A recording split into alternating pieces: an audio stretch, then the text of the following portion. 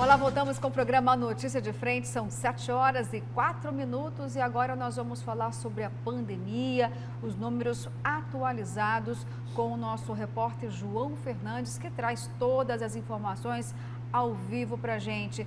João, conta para nós como estão os números da Covid-19 em Mato Grosso nesta quinta-feira.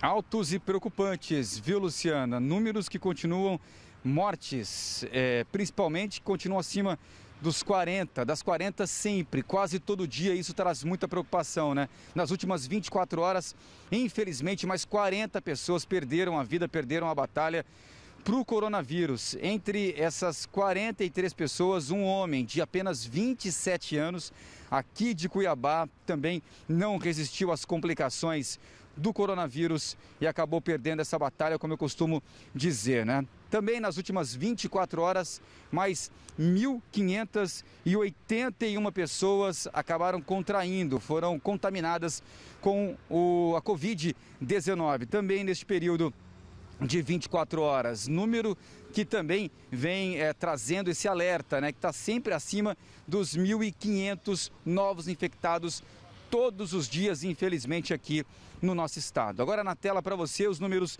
totais da pandemia aqui em Mato Grosso. Você acompanha agora o estado que registra 443.963 casos confirmados até o momento.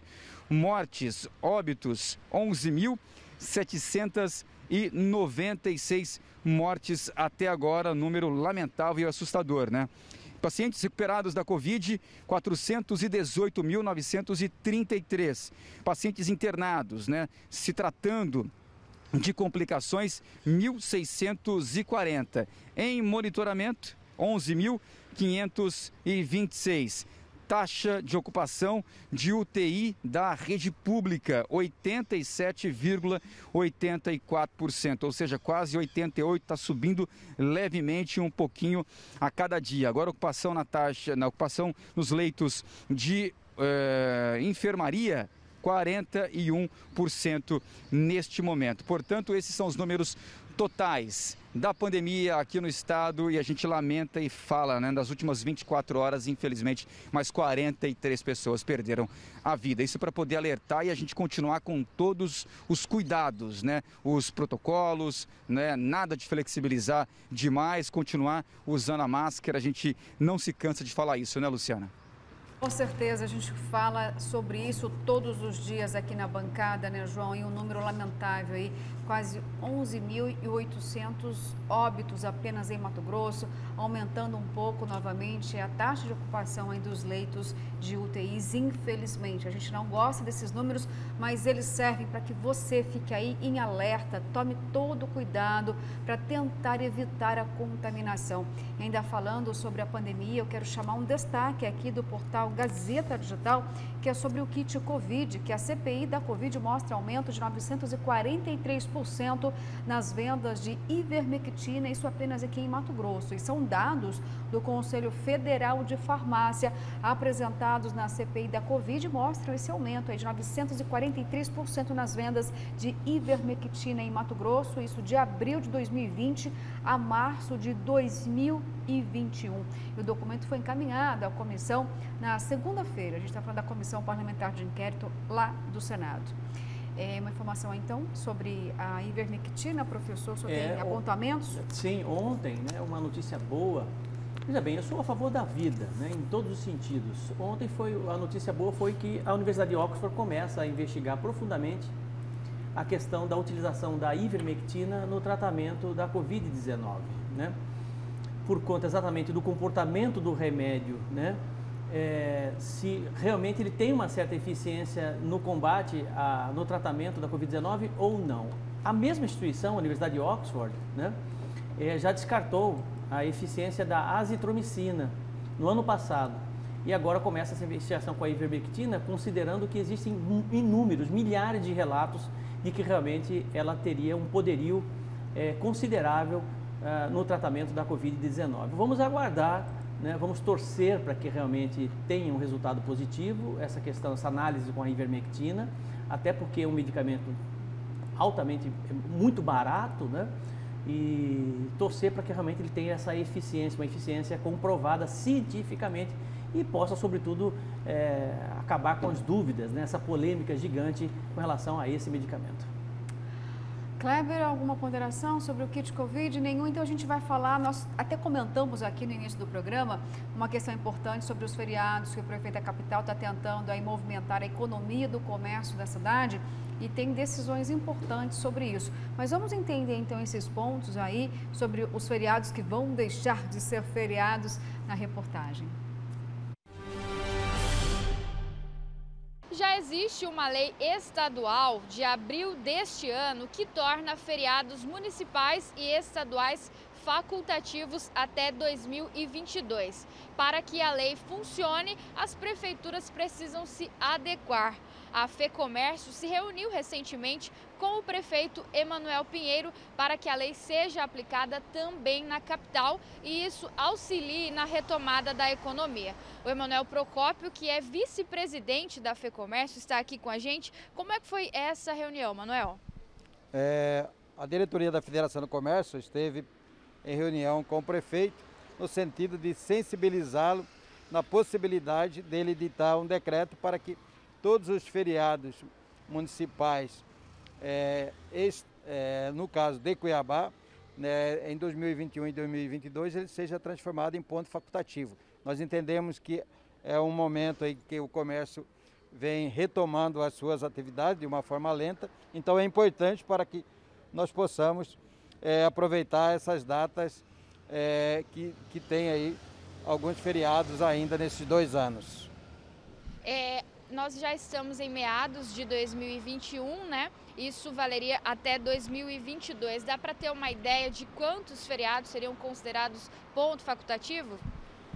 No momento não tem exatamente isso, mas eu sei que no caso de Cuiabá, nós temos ainda o feriado estadual, né, que é da Consciência Negra, e um feriado municipal, que é do dia 8 de dezembro, da feriado Imaculada Conceição.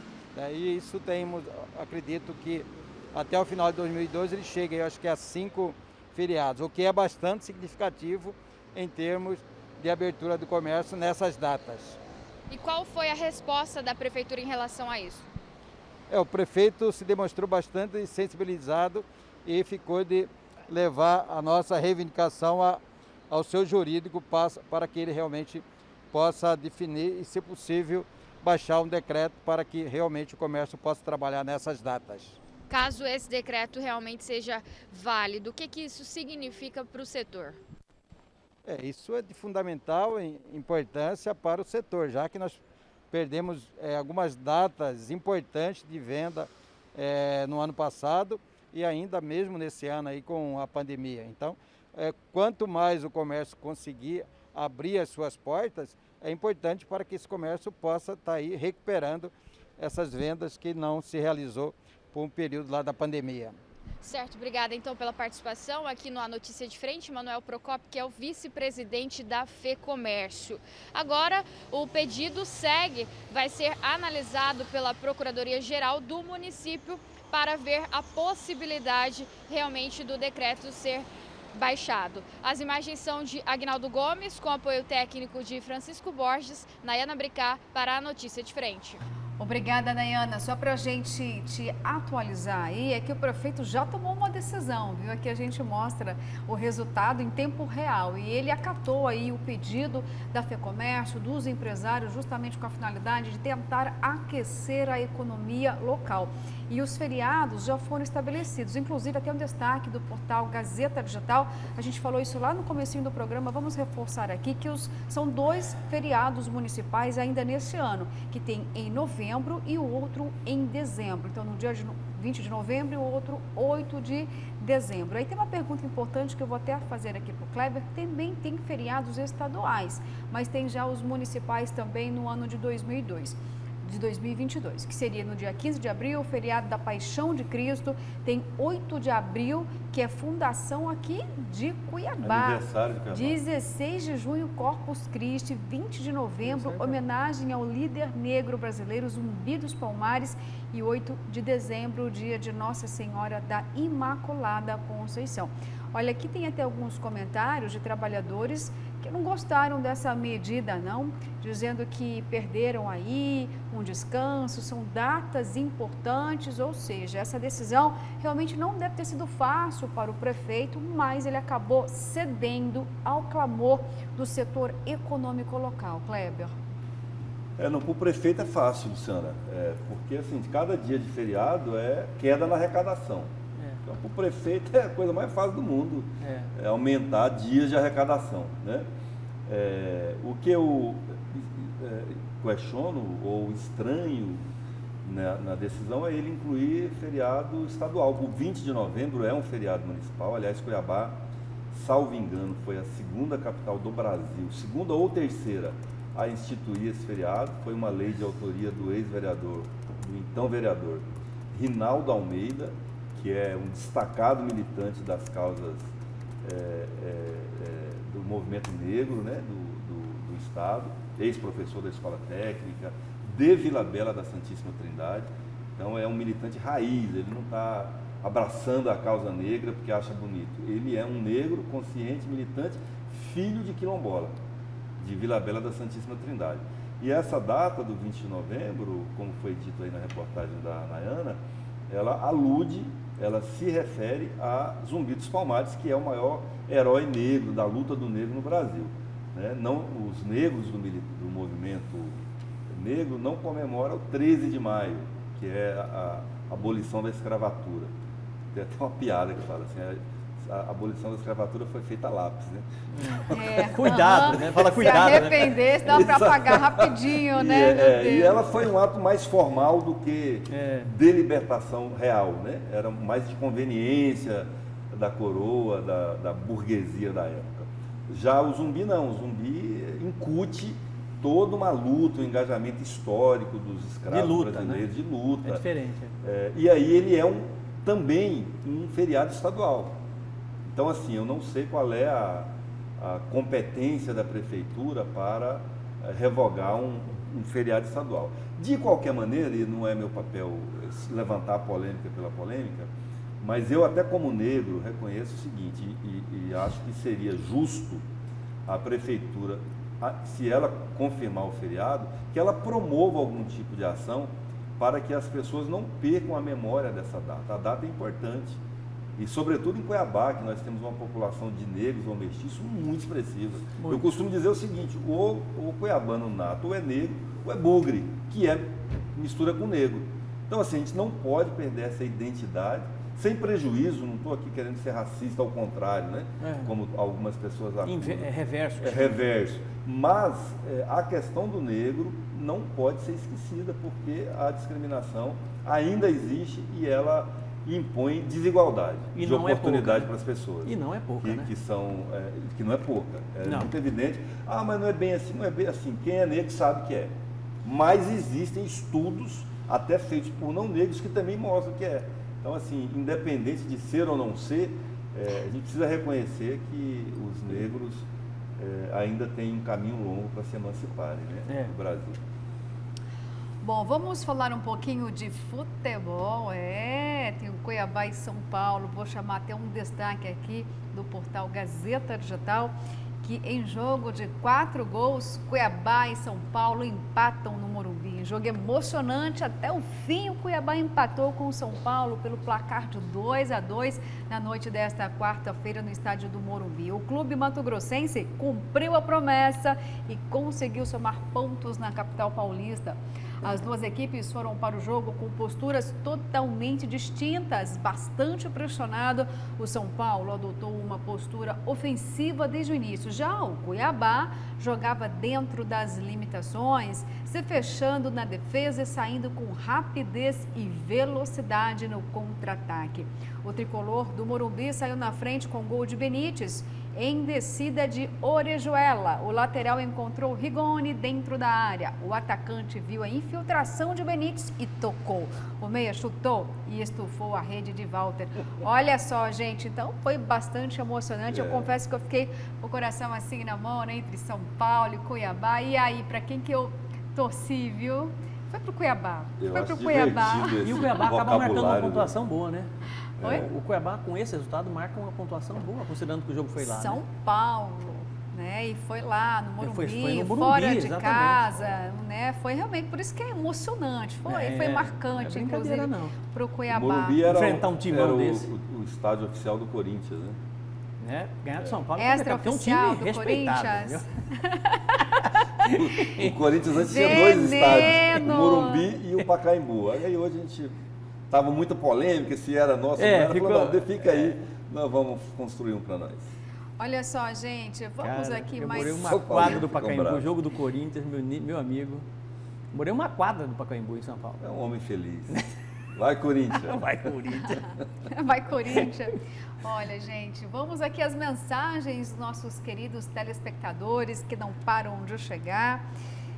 Bom dia, Luciana. Manda um abraço para o professor Haroldo. Sou fã dele no programa Cidade Alerta. É daqui a pouquinho, viu? Ó, vai demorar o Cidade Alerta, mas na boca aqui do professor, o Cidade Alerta é daqui a pouquinho, viu, Kleber? É daqui a pouquinho. 17h50. O que são 12 horas de intervalo, né? Passa rapidão. Quase todos os políticos, quando se aposentam milionários, já fizeram rapa no dinheiro público. Eu já li essa mensagem aqui, viu? Acho que eu dei uma perdidinha aqui. Deus abençoe, Luciana. Você, além de ser competente, é linda na apresentação. Obrigada. Olha, eu errei, foi sem querer. Eu nem ia chamar essa mensagem, viu? Escorregou meu dedinho aqui, Kleber. O começo do dia fica mais suave na frente da TV. E sobre Mauro Mendes, ó, isso que interessa, hein? Sobre Mauro Mendes, ele já sai perdendo 200 mil votos de servidores para 2022. Bom dia, bancada maravilhosa. É o professor Luciano, obrigada, professor. É o que eu falo, que os servidores pegaram o ar, né? Exatamente. Assim, empolgado. Olha aqui, é para o senhor essa, hein, professor? Eu aplaudo as palavras, as falas do professor Haroldo quanto à indignação com os políticos que têm processos ou problemas na justiça eleitoral e ainda assim se apresentem em futuras eleições como novo candidato. Falou bem. Mais uma aqui agora em relação à Previdência dos servidores de Mato Grosso. E a Previdência do Estado, que paga todas as folhas de todos os poderes, inclusive o Tribunal de Contas. Teve apontamento aí do Tribunal de Contas, então é justamente por isso, viu? A sua mensagem sempre será lida aqui, por isso que nosso telefone fica aí a todo instante para que você possa mandar o seu comentário. Eu sei que o professor Haroldo está doido aqui para falar também de uma decisão importante lá na Assembleia Legislativa, que caiu como uma forte indigestão, mas amanhã a gente vai trazer todos os detalhes para você, mas só vou dar uma pincelada aqui, porque o professor está querendo falar, é sobre a taxação do sol, que o governador Mauro Mendes vetou, e o deputado Faisal Calil estava bravo, e agora a missão, professor, é tentar derrubar o veto do governador. Pronto, você falou tudo. Era isso que eu ia falar. Né? Apenas dar a notícia que continuam com essa fraude, que é uma fraude, não tenha dúvida que é uma fraude. Eles jogam nas costas do CONFAS exatamente essa responsabilidade, mas não é bem assim, as coisas não funcionam dessa forma.